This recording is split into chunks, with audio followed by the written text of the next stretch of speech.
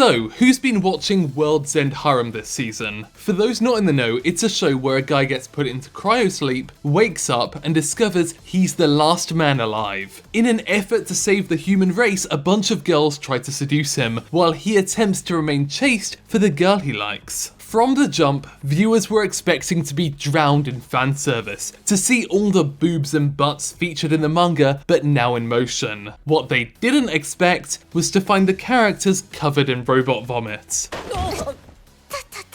Things have been difficult for those seeking to create explicit fanservice anime. While the show is usually broadcast censored, the real source of revenue has been the uncensored Blu-ray versions. Highschool DxD producer Satoshi Motonaga mentioned in an interview that 80% of its revenue traditionally came from the disc releases. However, the way we watch media has changed dramatically within the last decade, and while television is making more money, much less of that is coming from the Blu-rays or DVDs. That's been reflected in the sales for Highschool DxD and other ecchi anime as time has passed. The sales get worse and less of these kind of shows get made. Motonaga was worried that ecchi anime was going to decline in Japan, but hoped that it would pick up again thanks to the large amount of money coming in from international streaming. But let's be honest, how many of you are actually going to finish watching World's End Harem on Crunchyroll, and how many are pirating the uncensored ATX broadcast? It's also true that it's more difficult to release these kind of shows widely. Anime isn't niche anymore, it's not under the radar, and so because nobody actually wants to censor these shows any further, it can mean they either go unlicensed or, in the unique case of Interspecies Reviewers, retracted, if there's potential for government or app store scrutiny or regulation. That leads to my point, and the point of this video. Fan service is still important to anime, but creators have to be more discerning about how it manifests. You can't just put uncensored breasts on a Blu-ray and wait for people to buy. Instead, you can skirt the regulations through well-directed intimate scenes, or just make sure that you have attractive characters appealing directly to the camera. Character merchandise still sells after all. But what I want to make clear is that ultimately it doesn't just come down to one creator. Fan service is a team effort, the result of a whole bunch of people putting their all into making sure that every character is always looking their best. This video is sponsored by GetsuFumaDen Undying Moon, a brand new roguelike currently available on the Nintendo Switch and Steam. It first grabbed my attention during the most recent Nintendo Direct, thanks to its incredible art that mimics the vibe of traditional Japanese art. You play as the titular Getsufuma, as he ventures through the many layers of hell. You start with a weak katana, but as you venture through each Metroidvania-inspired level, you've got to collect weapons and items and make decisions based on what to upgrade and what to bring into the boss fight. In my case, that's pretty much always the spear. But the fun is in learning more about the boss and getting a better understanding of what you'll need to tackle them. For instance, short swords weren't the best choice here. The game also has a second playable character that you can unlock by beating her when she appears randomly on the field in normal difficulty or above, and you can also purchase the deluxe edition to try out the original 1987 title, as well as receive a mini album of the brilliant soundtrack and art book. Click the link in the description to get started.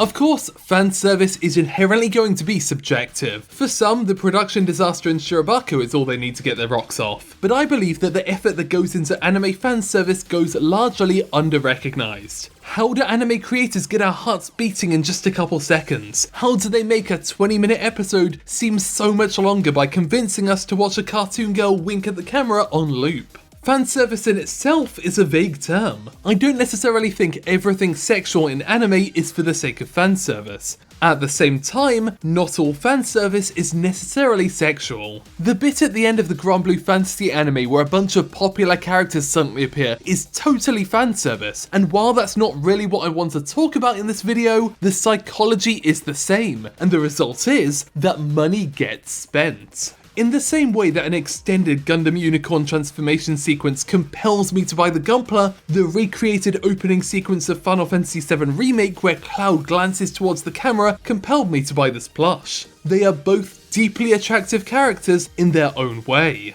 And I'd say that despite these being non-sexual examples, part of the appeal is that they're looking straight back at you. It's mutual. You're there. You are Barrett, looking back into Cloud's dreamy eyes. Anime is full of characters that largely exist to be the audience's eyes and ears. Sure, the Monogatari series' Araragi is a character, but he's also our invitation to spend time with the series' female cast. And while, yeah, there's a bunch of stuff in the show that makes you feel like you should be in handcuffs just for having it playing on your laptop, there are also some of the best examples of fan service in the medium. Kambaru is fun to watch because she wants to be looked at, and it helps that her scenes in the show aren't just well animated but well directed too. Araragi's scenes with Senjo Gahara feel likewise inviting because no matter where the camera goes, the creative team is making it clear that this is a character that wants to be seen by him. And hey, consent is sexy. It isn't just a writing challenge, but a directing and storyboard one as well. How much do you show the audience? And how do you show that the character is inviting the audience to watch?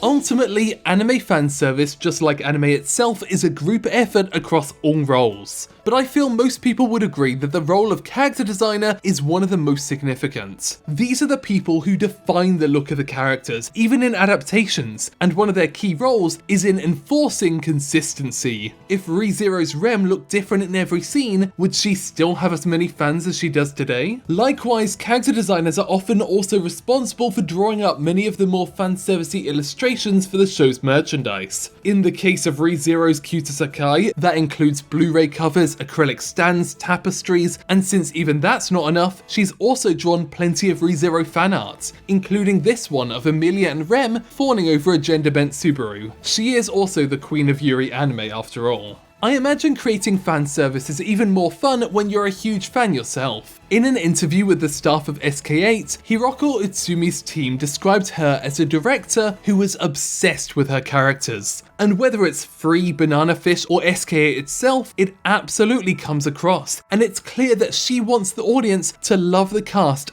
just as much as she does. When she was tasked with creating an anime version of the light novel High Speed, one of the reasons she decided to age up the cast was for the sake of creating the kind of musculature fan service that she enjoyed. But no part of this was flippant. The promotional trailer was a huge fandom moment back in 2013, spawning fan art, fanfics, and cosplay for what was, at the time, just known as swimming anime. But it got to that point through meticulous craftsmanship. The more complex a character's muscles, the more difficult they are to animate. Just ask the Golden Kamui team. But Utsumi works closely with the late character designer Futoshi Nishia and the standout teams at both KyoAni and Animation Do to create a group of distinct, attractive characters that would be able to capture viewers' hearts in just 30 seconds.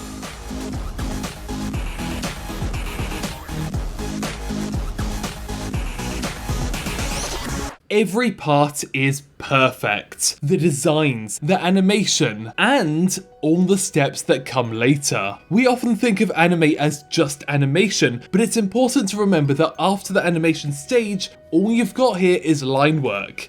Hot, but could be hotter. From here, it's up to the finishing and compositing teams to add colour and lighting effects to create a new kind of impression. Some of these are obvious. When Rin holds out his hand to Haruka in the Splash Free ED, a rainbow appears and he becomes like 20% hotter. There's also the scene in the pool at the end of the first episode, with the water reflecting the moonlight. Sure, it's an environmental effect, but characters do look more attractive depending on where they are. Sometimes it's more subtle than that. Character faces have changed a lot in the last couple decades, and it's not just an evolution in style, but an evolution in post-production technology as well. You'll probably notice that blushes are way more common these days, while characters' eyes shine brighter than ever before. And it doesn't have to be consistent. Nagatoro-san is a comedy anime at heart, so the blushes and lighting effects are generally pretty light, but get her alone with Senpai in an intimate scene and her cheeks become blushed and her eyes become luminescent. It's not like fan service is at all new to anime, but the technical methods in which it's created has changed. After 40 years, they finally managed to give Lum back her manga design's blush in the 2022 Urusei Yatsura remake. Blushes have become so ubiquitous in anime that they're not even necessarily reserved for cheeks anymore.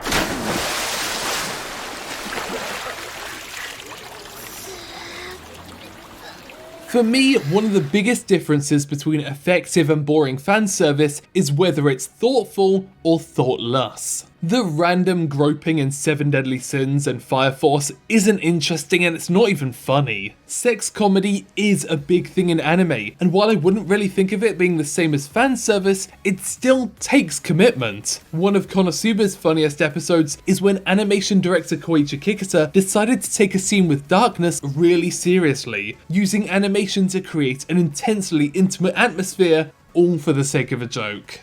But so many anime get rushed out on tight schedules that it can often be hard for anime creators to commit time to perfecting fanservice scenes. Light novel fans will be watching with eagle eyes to see how their favourite insert illustrations will be brought to life, and all too often it ends up being like, oh, I guess they made her eye wiggle.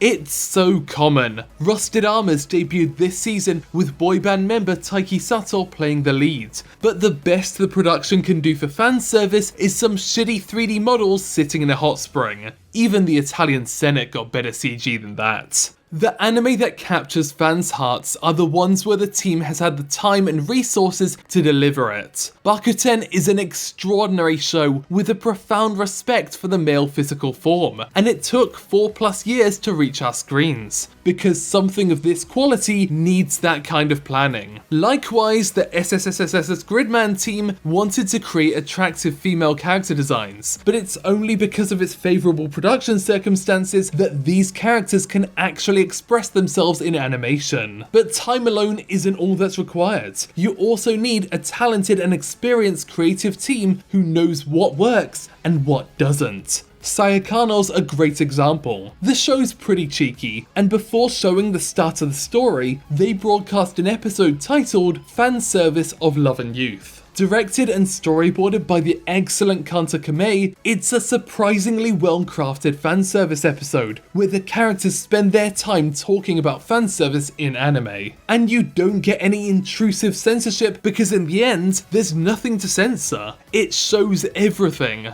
while not showing anything. And honestly, we'll find out how close to that line they got, depending on if YouTube unmonetizes this video. Patreon.com/The Canipa Effect, by the way. そういう絵さえ良ければ名作だと無駄に崇める人たちがアニメ業界を衰退させていくということがわからないのかしら。 Good anime fan service takes time, resources, and talent. Of course, not everyone's going to enjoy it. I totally respect anyone that finds that watching that Saekano episode makes them feel like a creep, for instance. You see them bathe before even learning their names. But what I hope is that we can still appreciate the craft that goes into this kind of animation, even for the sort of things we might not be into. Explicit TV anime may end up being a sacrificial lamb to the god that is the streaming service industry, but I don't think fan service is going anywhere. Whether it's sex appeal, nudity, or just an attractive glance towards the camera, these are significant parts of what anime offers to audiences worldwide that you really don't get all that much of in other media. But what I hope is that we see more anime production companies recognise that anime fans, most of us I hope, are not so easily swayed by the numerous rushed productions we're seeing every day. I'm not going to be buying a Rusted Armors keychain, but Marin from Dress Up Darling?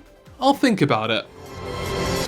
Thanks for watching the Canipa Effect. This has been one of the hardest videos to write, and that is largely because of the subjective aspect to it. Everyone has a different opinion on what is good fan service. But before I go, I'd like to thank these incredible people for supporting the channel. In particular, I'd like to thank Alan Baquero, Austin Hardwick, Chris Boylan, Dedameat, Eddie Laheka, Edwin Shale, Faux Wizard, Frizzy Canadian, Frogkun, Fujay, Jacob Bosley, Jawburst, JR Pictures, my own mother, who I hope isn't watching this, Naylor Drink, Nolan Soga, Quentin Elkin Smith, Rylan Taylor, Tom Araman, and Tiago Nascimento.